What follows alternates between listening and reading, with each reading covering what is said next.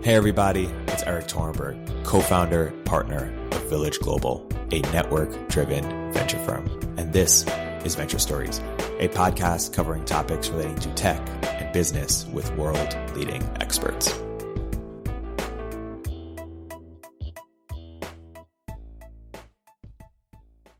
All right, hey everybody, welcome to another episode of Venture Stories by Village Global. Here today with two very special guests. Longtime friend, Yunus Saatci of Uber AI Labs, and also an OnDeck founding member, I should say. And then also Lewis Gyson, portfolio CEO of Ant. Guys, welcome to the podcast. Thank you. The illustrious Village Global Good podcast. to be here. Lewis, why don't you describe what Ant is and what problem you're solving? Sure. So Ant is process automation for retail companies. And so what we've identified is that the way the tech stack in retail has evolved over time has not fundamentally kept pace with the customer expectation. And the reason that is because things aren't integrated and there are a number of predictable tasks that exist between each of those different modules in retail. So what we do is we act as the infrastructure that connects everything and then applies automation so that we can take away those manual tasks and help businesses increase their efficiency. So what Shopify did on the front end, you're trying to do in the back end.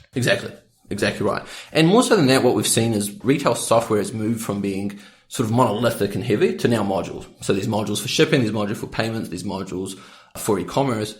But ultimately, with each of these modules, there exists fragmentation between them. And so in order to really own your supply chain, you must integrate everything. And in order to really innovate for your customers, you must have real-time information. What we do is we apply this black box solution where you can use our rules engine and any retail business can automate all processes involving humans managing data. Yep. Mm-hmm. Awesome. That's really cool. Yeah. Really cool. Thank you, Yunus. And we'll dig in soon. Yunus, why don't you give a bit of background on yourself and what you're up to at Uber AI Labs? Yes, sure. So my background is very much in machine learning. So I have a PhD in machine learning. So I've been very much in the academic world, and after doing a lot of stuff in academia, I moved to the Valley to actually, join the whole with the creative revolution in applied ML. My first stint was at a company called Vicarious, where they were trying to solve AGI, artificial general intelligence. I was there for maybe a year and a half, and then I briefly joined a company called Comma AI, which is like a self-driving car company. And then after that, I did a bit of venture work in the AI space, and now I'm at Uber AI Labs as a senior research scientist, doing more applied ML work inside Uber. Because you've seen things at both the venture level, the startup level, how have you thought about areas where applying ML AI makes the most sense and there's the most opportunity, and areas where there isn't? Because it's too crowded, incumbents have too much power, or just the technology isn't there to make a meaningful difference? For sure. So I think that's a really good question. It's easier to run ML algorithms in bigger corporations for the simple reason that they have more compute, more data, and everything is kind of all well set up, right? So it's more natural for a machine learning person to be in a big corporation and make a difference there. That being said, there's a lot of opportunities for startups too. It can be very hard, right, to compete with some of the big players that have a lot of money and compute to throw at these problems. When you were on the venture side, what startup opportunities did you find most ripe for utilizing ML AI? Like what types of problems, or what were the frameworks? How did you think about? Yeah, so building good AI startups is it's a tricky thing to do. There's a bunch of there's different categories of AI startups. Some of them are very consulting based. They're hard to scale because you have to build your customer base and prove your value constantly to big corporations who have just way more resources than you. So it's a very uphill battle for those kinds of companies.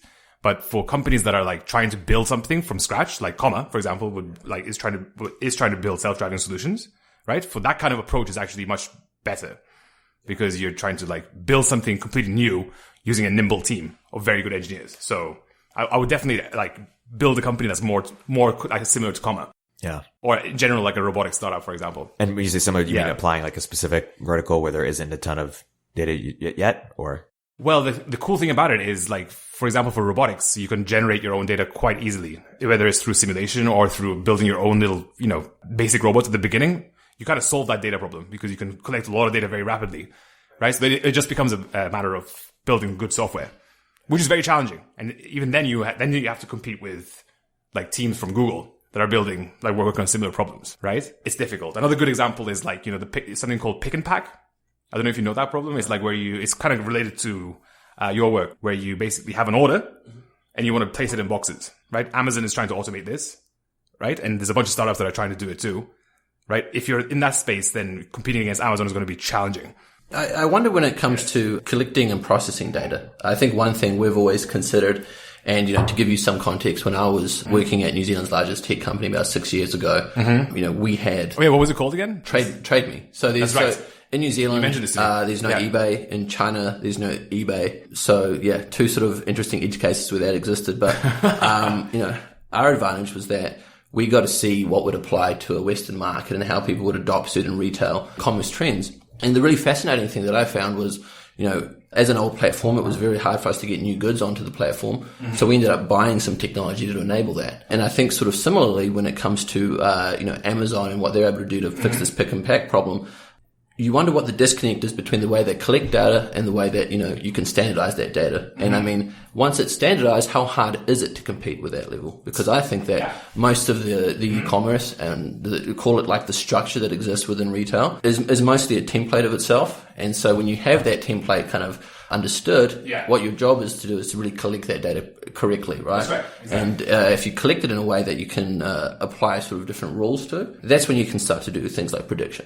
And that's when you can start to optimize. Yeah. And you touched on compute, so I'm kind of curious about this because people talk about compute and AI. And I mean, as I go deeper into these topics, I start to read a little bit about NP problems, right? And you start to get all these fancy names out there. Yes. How much of it is really not that accessible and accessible? Because with Google Compute, for example, you can actually get some tensor processing units up. Oh, definitely. You can apply that, and you can start solving pretty complex sets, right? Yeah, it really depends on how complicated your data set is. So like if you're processing very high dimensional data sets like videos or images, it becomes like you need a lot of compute for that. But if you're analyzing, like if you're doing analytics-y stuff, like machine learning has like a whole analytics angle to it where you just look at prices, number of orders, like forecasting in that space, which is much lower dimensional. There's only like 10 to 20 numbers or something that you want to predict, right? Then the compute requirements are much lower. Actually, and then you can definitely compete in that space in terms of compute. Yeah, I agree. And like from a simulation perspective, though, I mean, that's sort of taking that's got far more variables, right? So if you're doing robotic simulation, you have to work on a number of pretty much unpredictable things that are going to exist. And, when you're trying to predict the unpredictable, you need a lot of compute. That is true. Yeah. So building a good simulation is very compute intensive, typically. Do you do that? Yeah. I mean, like a simulation, something that's... Simulation is something that interests me, yeah. Yeah, definitely. I don't do it, but I should do more of it, possibly. Yeah. Yes. I mean, how would you use simulation, I wonder, kind of in a more pragmatic sense, like outside of robotics? So the reason simulation really exists in general, forget about robotics, if you can even simulate like your entire tech stack, for example, at Ant. Say you can imagine like a thing where you say like, here's like a typical e-commerce stack. Right? That I just made up and see how it behaves, for example, right? Well, you could. Well, I mean, you put like test loads of product through the actual infrastructure. Exactly. And then you see how your messaging queues hold all that information. Absolutely. So simulation is like literally the dumbest way you can use a simulation is for debugging. Yeah. Of course, right? Scripts. It doesn't even have to be anything intelligent. Like it's very useful for debugging without breaking anything. Right? So like we can go to Uber as an example, for example, like Uber can experiment in the real market, which is could be damaging to it because if the surge multipliers there's a bug in the surge multipliers and the surge multipliers are like 1 million. People are going to be like, what the hell just happened? Right? You can't afford those kinds of bugs. You have to do that somewhere else. Yeah. You have to do it in a different dimension, I think, for that to... Well, away from the customer at least. Yeah, exactly. One thing I think about as, admittedly non-technical and learning a lot about these processes to add value to our customer base is specifically like how much of the academic insight applies to the pragmatic requirements. Well, that's a good question. How does one bridge academia with real data sets? Definitely. Well, I mean, when we met at the Village Global event, yes, one thing I do when I meet anyone that's an academic or has a PhD is I try and say something sort of remotely controversial to see if it's like interesting in their sphere. And usually it's something to do with deep learning. And I think that if you got stuck into pundits out there, it's like deep learning versus symbolic reinforcement learning. I think it's like something that's pretty big out there. Or symbolic ML. Symbolic ML. And I wonder, we aren't yet using any of those tools yet. And we've thought about it, but most of our issues are prediction issues. And so it's just like mathematics, Well, deep learning is mathematics. too. Yeah, that's true. Yes. That's true. That's true. That would be harsh to say it's not mathematics. It's not, sorry to It does feel very... Shots fired. shots fired. I'm going to get academics coming up to me. It does feel very hacky, yeah. but it's still it's very much based on math. Yeah. Well, then go back to my question. Is like, how do you bridge the gap? What's academic? What's practical? What should we be testing? What should I go? And check. It's actually a really good question. It's very hard to tell. Like you have to actually go with. It's something that you build with experience, in my opinion. It's like I've tried a whole bunch of academic ideas in real data sets, and a lot of them haven't worked. And I've built an intuition about what kind of methods actually do work, do transfer across to like different problems versus those that don't. Right? And it's just something that you just gather with time. But yeah, so something that's necessarily hypey in academia doesn't necessarily mean it's going to be good in industry. That is absolutely correct. That's true. Yeah.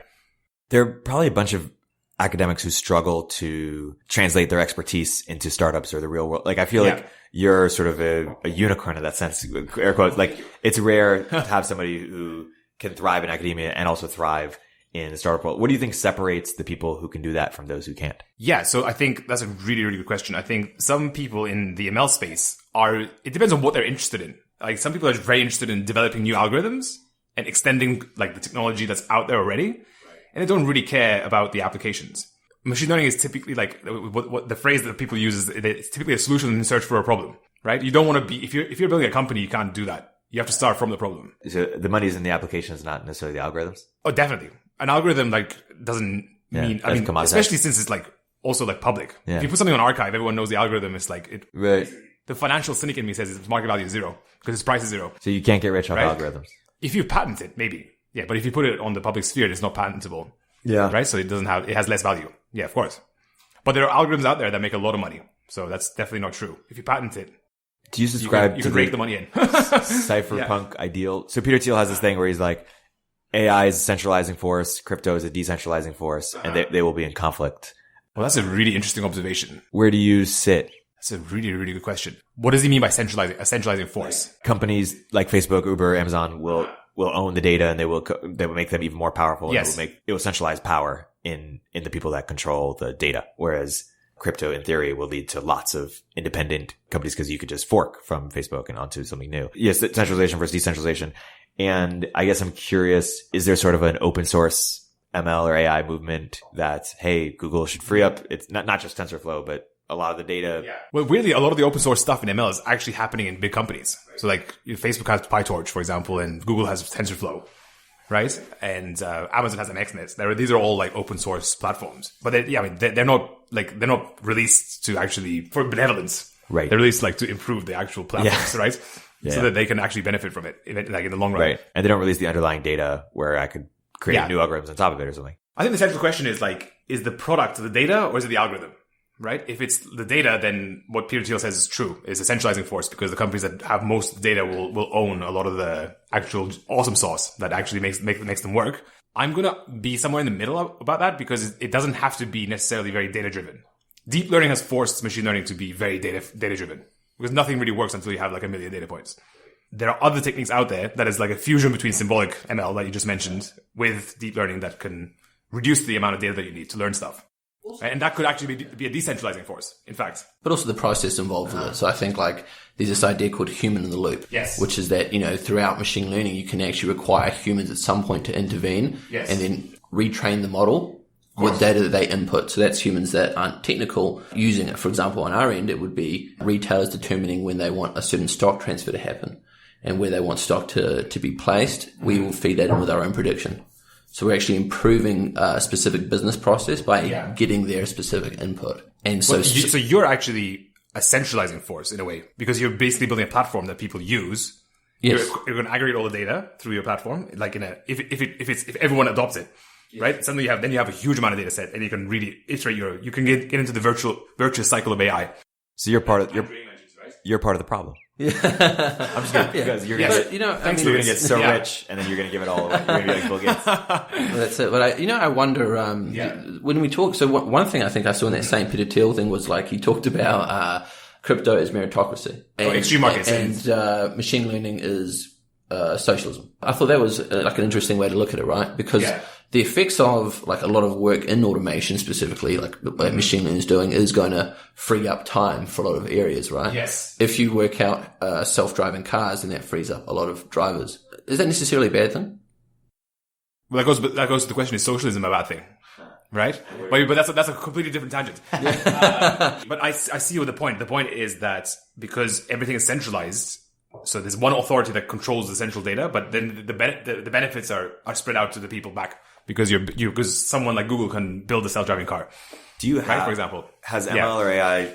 Well, one, do you have strong political views either way, and has ML AI shaped them in some way? Yeah, no, I actually don't. I feel like I'm kind of a centrist. I don't feel very left wing, or I'm definitely like socially very liberal. Right. Like I definitely believe in like, like LGBTQ rights and all that kind of stuff. I think people should do what makes them happy as long as it doesn't damage other people. But very simple rule. I pegged you as a potential anarchist. Is that? Oh, an anarchist? I don't think so. No. I hang out with anarchists because they're fun, but No longer. I don't think I'm personally an anarchist. Someone needs to build the roads, etc. Yes. I'm more of a pragmatist, and if you're a pragmatist, it kind of puts you in the center, I think. Yeah. So zooming out a little bit for the audience, because Lewis and I are world experts at this, talk about the difference between ML, AI, deep learning.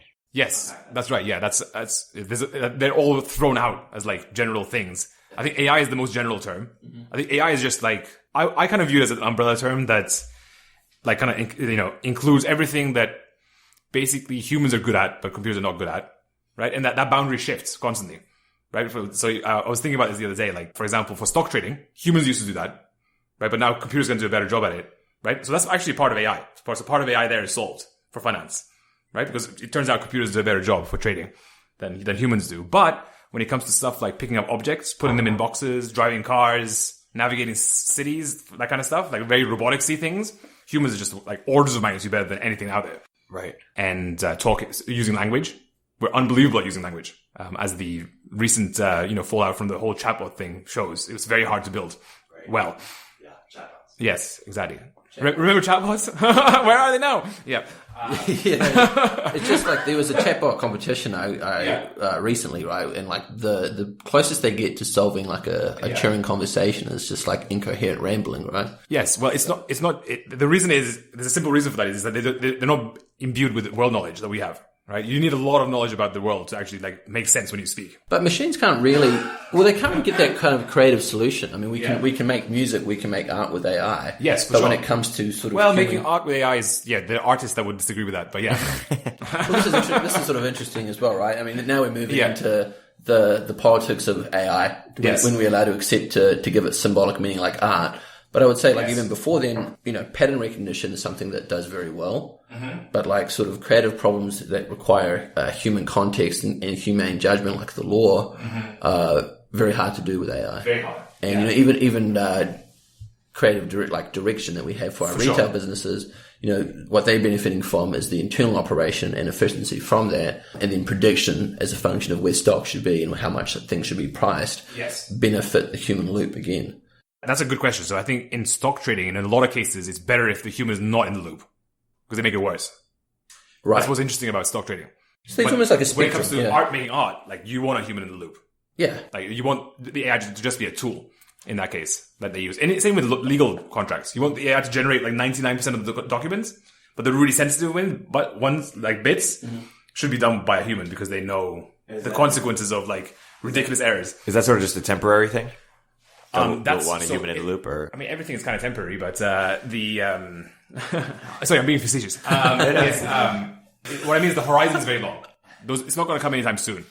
Yeah, a thing where like it generates like contracts for any particular context, right? Automatically, it's just not going to happen anytime soon. Chatbot is not going to happen anytime soon. Yep. Yeah, self-driving cars is not going to happen anytime soon. Especially level 5. Like where you can drive on any part of the road. Oh, level 5 just means like you literally like hail a car. There's no driver in it. It takes you from A to B, no matter where you are in the world. Yep. The last bit is very important, right? You can do it maybe in like one part of space, but doing it like in a random country like Romania or India, that's hard. Yep. That level of generalization doesn't exist. Yeah. So, what else can AI not do yet that people?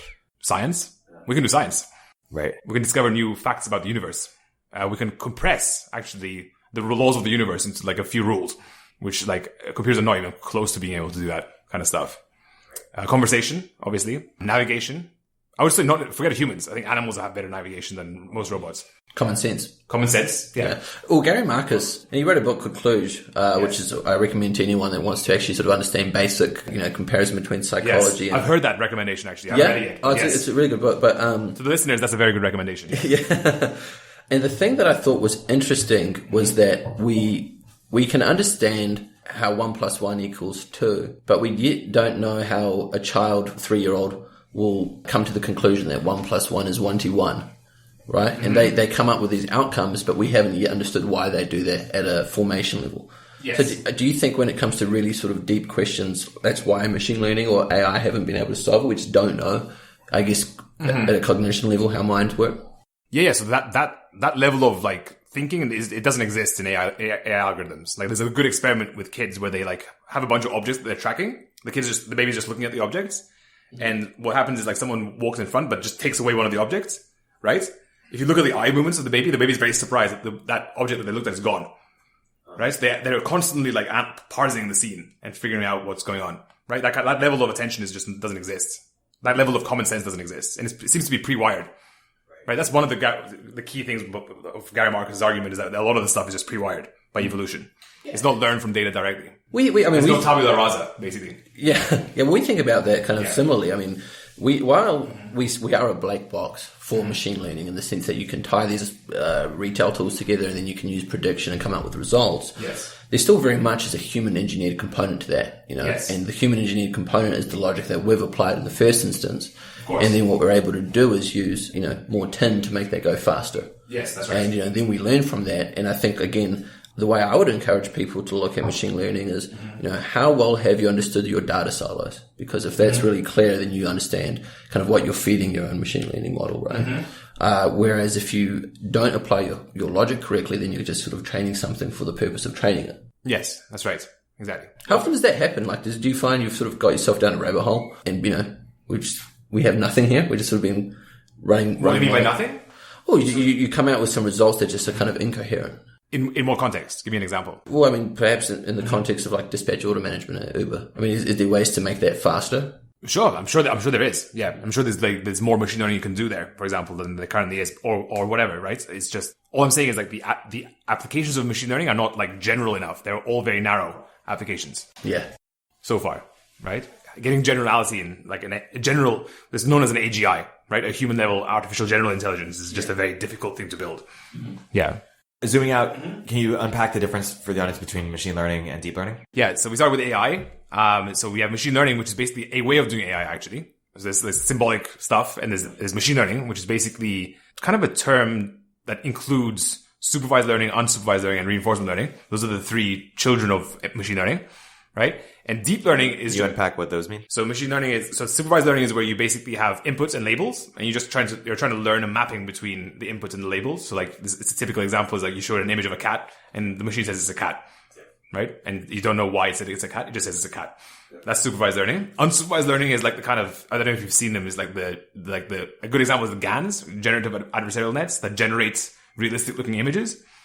They're just models that generate realistic looking data, which also have applications for simulation. So if you want to build like a realistic simulation, you could in principle use GANs for that. And reinforcement learning is probably the most biologically like relevant part of ML, which basically ties inputs to rewards. It's kind of that's the most like biologically realistic thing, because that's how like animals kind of behave. They get like an input stream of data and they just like figure out what's actually important in the world, and they just behave in a way that actually maximizes their rewards. So that's reinforcement learning.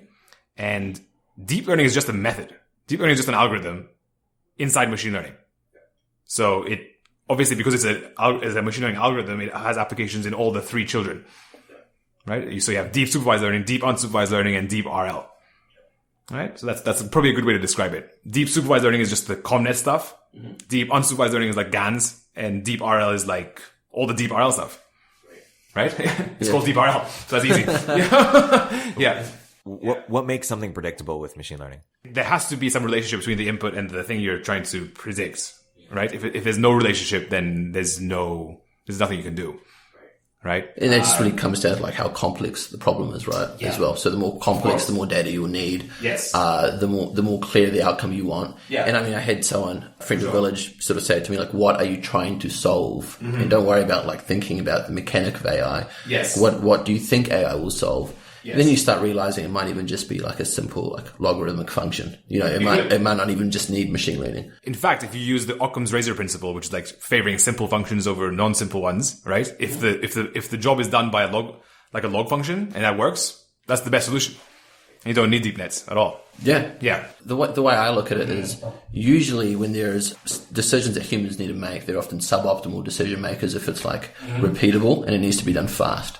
And if you start definitely. That's exactly why stock trading is like humans are bad at that. Yeah. Well, I mean, even dispatch order management for us, we look at a business with multiple warehouses, and then you look at interstate tax requirements in the United States. Sure. Then you include the cost of labor within those states, the price of logistics. Yes, it explodes. It explodes. Yeah. Right.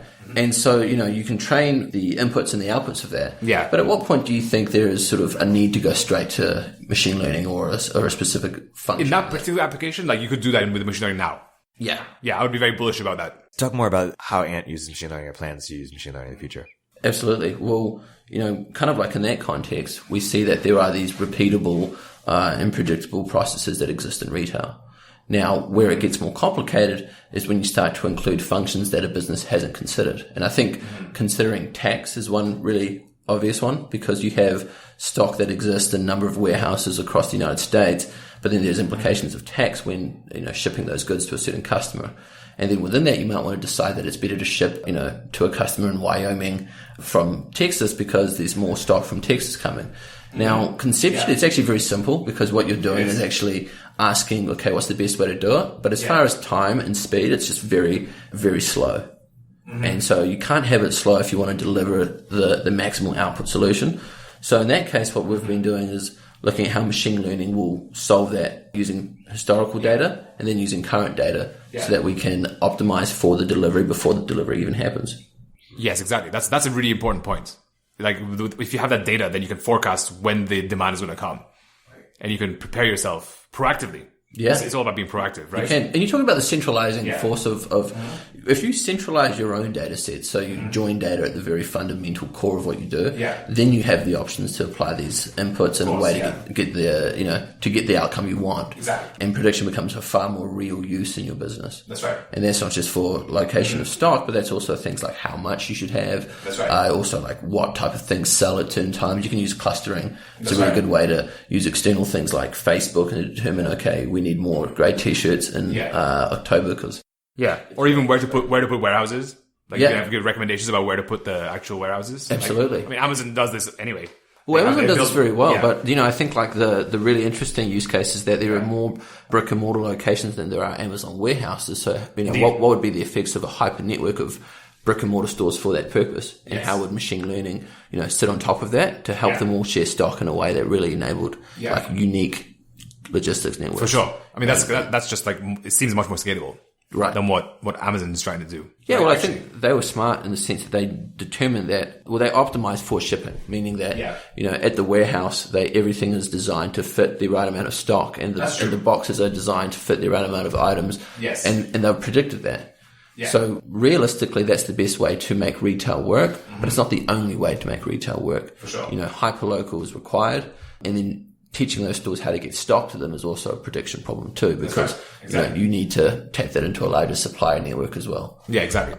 Not to mention the cost for like shipping stuff around, moving stuff around. Well. All that stuff it rapidly becomes very complicated for a human to track all that. Yeah. Right? Well, especially if you're like doing like thousands of orders. Small scale details are not good for the human attention. Like let's take that away from humans because we're just not that good at it. Yeah. But I think when it comes to mistakes, humans also make mistakes in this area. All the time. All the time. But I would also say that, paying attention is also something humans can do at the detail level when it comes to adding a certain value machines can't. Yes. So humans are very good at debugging. That's another thing that humans are good at. Exactly, yes, right. Yeah. So we want to give them the tool to do that with, and use Ant in a way that doesn't just give them prediction, but allows them to add their attention to detail into the mix. And I think that's a really important. Yeah, and that's actually really hard to do with deep learning. Debugging deep learning is hard. Oh, okay. Oh, because once you train the inputs, it goes into the network, and you're just like, I don't know why I did that. When you predict with the network, it spits out a prediction and you're just like, okay, that was wrong and I don't know why. That's true. Right? So what do you do then? Throw it away? You just hack it. You hack it. You gotta typically change your learning rate and hope for the best. Okay. I don't know. Hope with the machines. It depends on the situation, yeah. Why couldn't Amazon just do this in the future? Why are you... I think that when it comes to machine learning, it's a function of how you collect the data as well. And, Amazon's very much a business focused on the stock they get through their marketplaces. But we're really thinking of the problem through how do we aggregate the tech stack that already exists that Amazon doesn't work with? And then how do we help those data sets better use machine learning? So it's very much a different problem, right? Yeah, and another thing is like Amazon doesn't really support e-commerce. Like if you want to sell like your own subscription box or something, Amazon doesn't support you. Right? You have to strike out on your own. That's where Ant comes in. Yeah, that's true. Yeah, exactly. Yeah, that's true. I mean, like the Amazon is a marketplace fundamentally, and they have a 3PL service. And if they're going to give you infrastructure, it's AWS. And I think that most small businesses, or in fact most retail businesses, don't necessarily know how to leverage AWS within their current tech stack, and it's not designed for that. You very much need a black box that's the intersection of your company data and the customer journey. And the company data needs to be made in collected in a salient way to apply to the customer journey. And that's the expectations that, I want shipping this day, or I'd expect it to be a certain price. These are things that are existing within your own tech stack that we're basically extracting and then standardizing for you so that it can be really orchestrated back out across everything. Right. And that's just something that, Amazon, doesn't do as a business. Yeah. Why don't you talk a little bit or unpack a little bit about how e-commerce enablement and infrastructure works? Like for the audience, what is a 3PL? And Sure. Well, I mean, generally speaking, when you're an e-commerce business, we refer to as POC. Right, which is products, orders, customers, and logistics, right? But with that's what an e-commerce business is made up of. But then beyond that, there is a number of tools that enable it. So you have your e-commerce solution, which is like Magento or Shopify or WooCommerce or BigCommerce. And then you might have something that runs your logistics like Shippo. And then there's a payment solution like Stripe. But basically the customer journey is fragmented just by the very nature of how these cloud solutions exist. By the very birth of the cloud, you had systems that exist in different databases, so there's no way to join that together. Yes. And so fragmentation... So you said join that together. Centralization. Yes. So we're centralizing it. The enemy is near. The enemy is so near. Said the guy who works at Uber. Yeah. Exactly, man. And so e-commerce stack. You have e-commerce platforms. You have logistics platforms. You have point of sale platforms as well, because we forget that brick and mortar stores also now use software. Yes, exactly. Right. That's actually a big opportunity. Trying to collect that up, that kind of data. And it's ignored because there's no way to standardize it. And I think that if you're a retail business, you're using at least 5 different tools to run your business. On the largest end of town, you're using like 30. And that's a lot. When your tax system doesn't speak to your ordering system, then how can you really make decisions that are powered towards your customer? And even at the smaller end of town, if you have 5 retail locations, an online store, and you sell on Amazon and eBay as well, how do you determine which outlet to pull the stock from? Because you don't actually want to hold inventory everywhere. Yeah. You want to have, in one location, you want to have inventory everywhere. You want to have just-in-time inventory. And that could only exist if your information systems were aligned. And that could only really exist if you had real-time information going through them. Yeah. But today you don't. Today, your biggest problem is inertia. And so when we look at the landscape, I think that having worked at some of the largest e-commerce businesses in the world and seeing when I was in Malaysia in 2014, seeing Lazada grow, which was the Amazon of Southeast Asia, was like being here in 1997. It was just exploding everywhere. Credit card penetration was going through the roof. Yeah. But then again, there was like no real infrastructure to manage just like the scaling of that. Yeah. And now though there's cloud software everywhere, but there's no infrastructure to manage the scaling of that. And so, you have these businesses that want to innovate more for their customers, but they've spent all of their time running the business. Yeah. And software runs you, whereas software should enable you.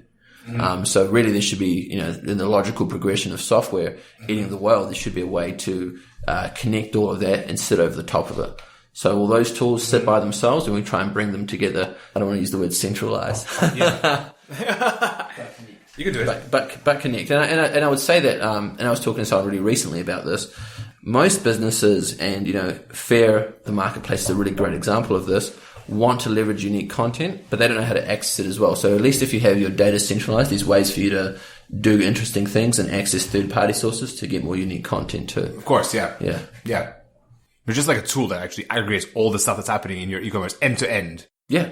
Yeah, we are. We'll basically plug you into Amazon-style powers, right? We say it's Amazon for everyone else because realistically, Amazon just understood that integration enabled the solution and they can control your margin. They centralize through integration. You're going to centralize through bridging the different platforms. Exactly. I understand it. Yeah. Exactly. I mean, and not just bridging, but we actually act as the layer to automate the processes between them. Yes. So you sit on top of all of them. Yes. Yeah. Exactly. So your thesis is that you're going to be the Amazon for everyone else, which means that Amazon won't be the Amazon for everyone else. Right. Yeah, well, I mean, who's your competitor? Is what he's asking. Well, no, I mean, it's a good question. I would say that Amazon for everyone else, we meant Amazon out of the box. You know, I think it's really interesting that AWS allows you to invent certain products, but you know, there's no way to just have Amazon's infrastructure spun out, and the only way to do that is to use the best things out there. You'll use Shippo for your shipping. You might use Shopify for your front end, or Magento, or whatever you like. But ultimately, you have your own custom business logic that you want to have applied, and Ant's the way to do that. And so instead, we make you less reliant on Amazon, because when you rely on their 3PL and their dynamics and their advertising on their platform, you can't really do the one thing that made you unique from the beginning, which was your own content. No, the business logic can be very complicated, and Amazon doesn't support it. No. It just doesn't. No. Like, I'll give you a good example is like a subscription box where the box changes every month. Yeah. You can't do that on Amazon, right? If you want to be a seller of that, you have to keep track of where people are at in their subscription, right? So you have to change your boxes accordingly, for example. Yeah. Right? Yeah. That's an example of a more complicated business logic. And those kinds of guys use Shopify, Shippo. Those are the customers actually for Shopify, Shippo, all those guys. And I would also add in that, Amazon is very much a marketplace that has its own marketplace rules. Yes, whereas most retail businesses have their own version of how they want to address their market. So if you could just allow the tech stack to at least sit in tandem with the operation that they could get on Amazon, then you can go after the customer in a more innovative way. But if your B2B foundation is not there first, you can't really innovate D2C. Yeah, exactly. I mean, if you're like a simple seller that just sells alarm clocks or something, then you can go on Amazon. It's fine. Yeah, well, I mean, we also integrate to Amazon, so I don't think it's something mutually exclusive. I just think it's a channel. It's a channel to sell on, but it is not you be integrate all with Amazon anyway. Yeah, it's not a be all or end all to e-commerce. Yeah, and simply if you had your operations in a place where you didn't need to rely on one channel to drive your sales, it just became a place for you to leverage. Sure. And you could do things like it's another outlet for you to just sell stuff. Of course. And I think Facebook and Instagram are channels that people need to understand better. And we've looked at those specifically about how can listing onto that and how can automation specifically help with that function. And we've got some really cool ideas that we're working with our retailers. Well, that's interesting. Yeah, because Facebook Marketplace stuff is big. Yeah, it's huge. And so Instagram, in my opinion, is going to be one of the futures of commerce. Mm-hmm. And if you don't leverage that correctly and you don't understand the dynamics of your business to leverage them correctly, you're sort of left in this environment where, 5 years ago, you should have taken the more traditional method to run your business. But that wasn't it then. And now you should take the non-traditional method, which is to automate everything. And it seems non-traditional because retailers don't yet know that you can have this level of automation. Mm-hmm. But as we speak to them and they realize it, they're asking for it, but, by using words like, I spend all my time on this, or, this sucks, or, this is just very slow and I want to be doing more and I want to be advertising more and marketing more. But, ultimately the software doesn't run the business, it runs me. And I think that's a very dangerous thing that happened through most of these software tools. Sure. They gave you the promise of easy setup in an easy e-commerce environment, but it doesn't really deliver the reality of the operation that exists within them. Mm-hmm. And the beautiful thing is that most of the logic that exists has been there for us to predict. So we should be doing that. And that's specifically what we try to add value to. What sort of insight did you guys have either around go-to-market or technology or product that will make you successful where others who've tried have failed? And how do you think about defensibility over time? Good question. I think... Is this a Series 8 fundraising now? What's going on? Yeah. Erik's going to write a check after this, so I better I'm just teeing you up. I better answer this seriously. No, it's really simple. It's that the progression of channel has enabled us to easily onboard and collect customer data through API. What was not available 5 years ago is now available. And so you can ingest data from point of sale, from existing cloud systems. And that means that every other system in the world becomes our market, right? Square paved the way, Shopify paved the way, and they built these like front end solutions, but there's nothing there to plug into, right? And defensibility is really just like, we are giving you the black box to automate off, right? Yeah. Which means that you are building the infrastructure, so you become the infrastructure, and that's defensible because people start using it as the way that retail is run on. Yeah. I mean, defensibility is a function of how we continue to enable people to build into our machine learning. Sure. And we have our own black box for that. The virtuous AI cycle is where you basically get customers, right? You have a basic customer base. You get that data. You train your ML algorithms, which makes your product better. As your product gets better, you get more customers, which gives you even more data. And then you feed it into the ML algorithm, and it goes back to the thing. And it's like that's the virtuous cycle. Really? So it's like it just eats. It's like a real thing. Yeah. That's how you become huge. That's defensible. Yeah. That's most defensible. Yeah. Taking that one as well. You have to start with a customer base, though. You have to there's a cold start problem, right? Yeah, and I also think the sort of reality with small businesses too is that they all benefit from the network, right? So we have retail stores recommending us to other retail stores that they know through their network. Yeah. Because it's an advantage for all businesses to be running well because it's just going to drive a better experience. Yeah. And then they have times to focus on more creative outputs too. Another thing you can potentially do is like really crush one connection, like really crush the connection between Shopify and Shippo, right? Make it super usable. And then everyone's like, oh my God, this is great. I really need this. That's how you get a lot of initial customers that can bootstrap you. Yeah, well, I mean, right? For example, I'm not familiar. No, that's a great idea. Yeah. And you know, one thing we think about as well is like, what are template predictions that people might use? And we've been talking to a bunch of our retail customers and like, there are things that, 90% of them would use that like one of them suggests. And I'm like, that's such a great idea. Yeah. So, defensibility is sort of entrenched in the fact that we are getting the business logic and operational logic from the, most creative people in the industry. That's so right. You're actually crowdsourcing it in a way. Because exactly. People are complaining about it. Yeah, exactly. Yeah. And I think that's a strong point too. Yes, exactly. Talk more about how you think about go-to-market and sort of the differences between going direct to customers or D2C brands versus going through channels.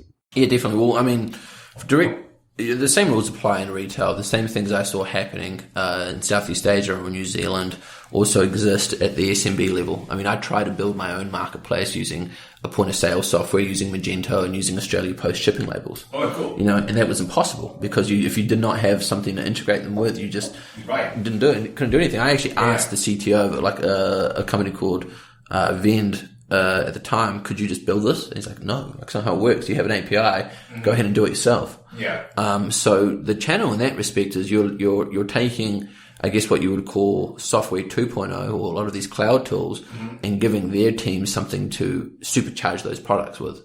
And automation supercharges everything. So they have something to sell and that empowers their sales team, which is a solution sell. So instead of selling a product, you sell a solution. That's a channel. Now, direct-to-consumer brands, they have already built their tech stack or they might be scaling into brick and mortar. So they need a way to easily, transfer data. They need an easy way to apply the business logic that they know needs to apply down to brick and mortar level. Exactly. So for them, we can just integrate into one part of their tech stack and then focus on their physical presence there. So it just really depends on the business logic they require at the D2C level. But we've had some pretty amazing conversations with brand leaders here. And what we see happening at SMB is happening at a more complex level, but it makes it no less complex for our machine learning to solve. So it's actually more fun because we have more data to work with, Why is it notoriously hard to sell to SMBs? Why are people notoriously dubious when companies are selling to SMBs? That those are good investments, and how are you going about it? I was reading something on LinkedIn. It was someone from Golden Gate Ventures, I forgot his name, but he was talking about why SMBs are great, right? And it was also the function that there are not just channels, but products that enable the reality of software. So like the iPad. Yeah. Now we can have our point of sale on an iPad. Which is magical. It's truly magical. It is. You tap a thing and now you got a coffee, Yeah. So my grandparents used to own a shop and they had a shitty point of sale system, which was terrible and clunky. Oh, really? Yes. Cool. Well, that's and they didn't, their shop is closed now because they're all retired and stuff. But, I was just like, damn, this is such a good idea. It's so much easier now these days to have a POS system. POS systems were terrible. Yeah. I agree. And to sort of expand on that, on the point of sale, why channels and why SMB, well, Square proved that they could tell you that your business would improve just by digitalizing. Nothing else, nothing more, nothing less. We're just going to digitalize your business and you're going to use this cool little chip reader and that is going to increase your revenue. And it did. And it increased the revenue more than they even said it would. And that had like a network effect. They went viral. And so already there's a movement towards digital first at SMB. Intuit did accounting. Xero did accounting. And the way that they were able to successfully scale those was through channels like accountants. So you didn't necessarily need just digital only channels. You had the person and the archetypes that understood the business as the evangelists. Twilio did it with developers. And I think in a similar way, we do deal with developers as well. And they are in many ways working on the same problems, front-end problems primarily for these systems. But they shouldn't really be, the developers at least that, we work with aren't proficient in integration. They're not very, heavy engineers. So what if we could just give them a two-sided value story where they can spend more time doing what they do well, which is the front-end solution. And we can also give them a way to increase the customers' revenue. The moment you centralize, I'm not going to use the word centralize, but the moment you integrate stuff, we don't use and you have more intelligence, it's actually like really, that's where the network effect comes in. Yeah, and I think SMBs now are already adopting this.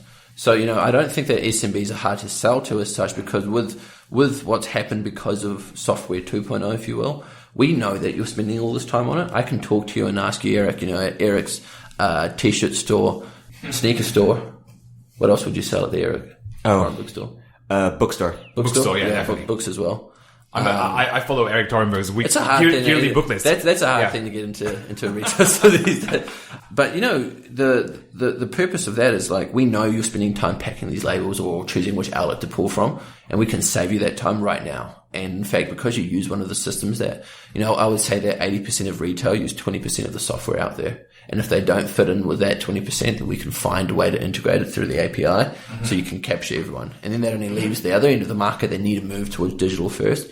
But if you don't make that movement, I think in retail, you will really fall behind, which is what we saw in the general kind of first wave. A final thought, I think we've covered prediction, dispatchable management. We've done the technical. If you were going to start capturing your own data to make yourself into some form of a machine, right? And I read this really interesting article called "Can a Neurologist Understand a Microprocessor?" Because it tries to compare sort of hardware versus biology. Realistically, do we want to just be feeding this, this information that we collect into something? Should Erik be putting these podcasts into a, deep neural network and training it? I think he should. Yeah, that would make sense. But I think you mentioned something interesting there though, because you compared like neuroscience with analyzing the activities of a chip and trying to understand what the hell's going on. It is similar to that. It is that difficult, which is why neuroscience is very hard. And it's very hard to go from neuroscience to what AI, like algorithms. To go from like the activities of neurons to an algorithm is a very difficult step to make, which is why that branch of research has been very difficult to make progress in. It's exactly what you said. It's like trying to understand an iPad from the chips. Yeah. Well, so we're how are you going to do that? It's pretty hard. Yeah. Oh, wait, there's one more question. There's one more question, and this is about you. This is about Erik. Is Erik an AGI? Is Erik an AGI? Yeah. Yes. And how would you determine if that was the case? I mean, it's sort of like this thing where we get so excited about AGI in general, right? Well, if he was a true AGI, it would be impossible to tell. That's the whole point. But yeah, right? that would be very. What questions would you ask him? I mean, you'd have to. I would have to. Yeah, I mean, the thing is, like, the whole Turing test is like he's basically indistinguishable from a human, right? Which he is. So we don't know. There's certain qualities about Erik that make him seem like an AGI, which means that because he's so on it. Mm-hmm. He does a lot of things. He's extremely thoughtful. First of all, I think he doesn't sleep. There's no way he could do these things with sleeping. It's also true. Right? I mean, us measly humans, we have to sleep like 7 or 8 hours a day, which is a total fucking waste of time. And Erik doesn't do that. That's why he gets all this shit done. Okay, so my theory revolves around him not sleeping. Therefore, he's a robot. Yeah, exactly. My theory includes some of that as well. I think the reason he wouldn't be AGI, probably Erik, is too thoughtful, too nice. Yeah. But I guess, like, I mean, what do you have to say? Well, I have no feelings or emotions, so. Okay. Exactly. He has no feelings or emotions. Yeah. So you're not one. He's also his algorithmic traversal of the social graph is phenomenal. In this wonderful valley of Silicon. Yeah. Silicone, I should say. Silicone. Yeah. So those are the reasons why Erik Torenberg is an AGI. I think we've extraterrestrial as well. He's both. Yeah. He's an alien AGI. When we were booking this meeting, actually, the amount of confusion caused by using ET. Oh yeah. Yeah, and then explain that ET meant Erik Torenberg, but also mean AGI. Yes. Yeah, we're gonna. It also means, unfortunately, it also stands for Eastern Time, which was caused the chaos. Which caused the book. My EA was terribly confused. Guys, it's been a pleasure. Thank you for coming on the Village Global Podcast. Thank you so much for arranging. For people who want to learn more about your work, Yunus, or want to learn more about your work, Lewis, where can you point them? Maybe Yunus, you'll start first.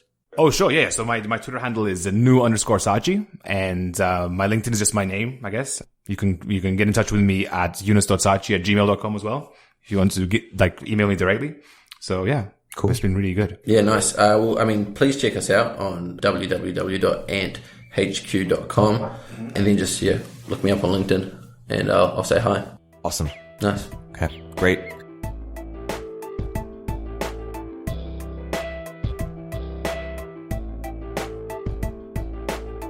If you're an early stage entrepreneur, we'd love to hear from you. Please hit us up at villageglobal.vc/network catalyst.